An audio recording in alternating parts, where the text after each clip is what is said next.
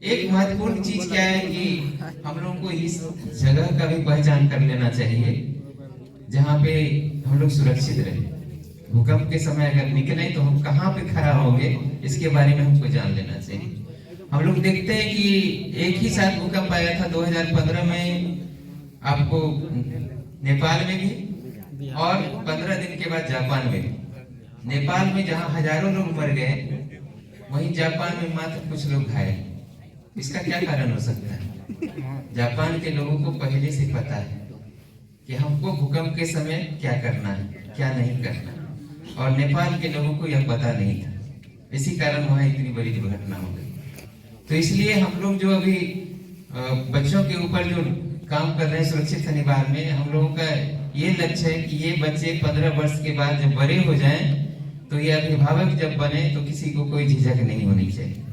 अभी हम लोग बड़े लोगों को अगर कहेंगे कि टेबल के नीचे घुस जाइए और इसके डंडे को पकड़ के डंक कर जाइए, तो लोग अगल बगल देखने लगेंगे कि पहले वो जा रहा है कि पहले हमें जाना है। हम लोगों में झिझक होगी, लेकिन बच्चों को झिझक नहीं होती।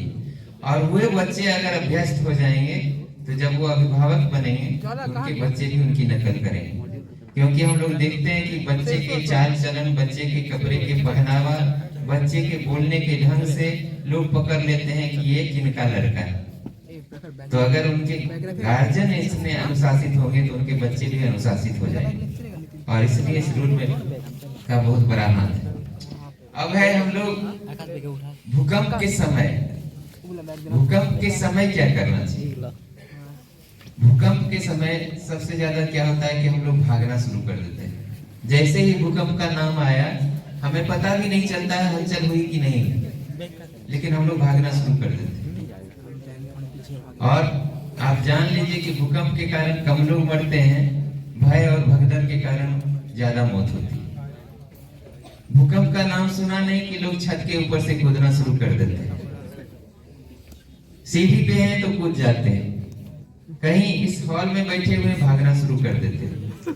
फल ये होता है कि भूकंप से तो कोई लॉस होता नहीं, लेकिन कूदने के कारण जान चली जाती है, पैर हाथ टूट जाता है, सर फूट जाता है। भागने के क्रम में लोग कुचले जाते हैं, उससे मौत हो सकती है, घायल हो सकते हैं। तो ये हमें नहीं करना है।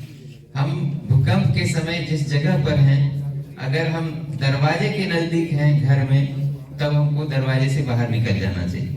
लेकिन अगर हम पहले तल्ले पर हैं, दूसरे तल्ले पे हैं या ऊपर हैं, तो उस समय हम लोगों को अपने घर के कोने में शरण लेनी है। अपने घर में दरवाजे के पास हमको रहना है, ठीक है। स्पष्ट तौर से अब जो दरवाजा घर का बनता है उसमें स्पष्ट निर्देश है कि दरवाजा बाहर की ओर खुलना चाहिए, अंदर की ओर खुलने वाला दरवाजा हमेशा हानि पहुंचाएगा, ठीक है। तो इसको भी हम लोग ध्यान रखेंगे कि भूकंप के समय ये हमको नहीं करना है, भागना नहीं। दूसरी चीज, अगर हम गाड़ी में, तो गाड़ी अगर पुल के पास से गुजर रहा है, पुल के ऊपर से, तो हम लोग जल्दी से पुल को पार कर लें। और जैसे ही पुल को पार करें, हम लोग बाईं तरफ गाड़ी को लगा के गाड़ी के अंदर ही बैठ जाए, ठीक है। बाइक पर है तो बाइक पर, अगर कार के अंदर है तो कार के अंदर ही उसी जगह पर हम लोग बैठ जाए। ये भी हमको ध्यान रखना है कि हमारे सर के ऊपर से तार नहीं गुजरा हो, बिजली का तार नहीं गुजरा हो, हम लोग को वहां से हट जाना चाहिए। लंबे लंबे पेड़ हो तो उस जगह हम लोगों को खड़े नहीं रहना है, ठीक है। और उस समय, भूकंप के समय, अगर कोई मजबूत टेबल आपके घर में है, मजबूत पलंग है, तो उसके अंदर आपको चला जाना चाहिए और उसके टांगों को पकड़ लेना चाहिए। वो मॉक ड्रिल में हम लोग बताएंगे कि किस तरह से उसको पकड़ना है। कोने को, घर के कोने को हमेशा खाली रखें। अगर कोने को खाली नहीं रखेंगे तो भूकंप के समय आपको छुपने में परेशानी हो सकती है, इसलिए उस जगह पर कोई सामान नहीं रखा जाए। भूकंप के समय कभी बता के आता नहीं है, तो जब आएगा तो हम उस कोने का इस्तेमाल करेंगे, इसलिए कोने में कुछ हमको नहीं रखना।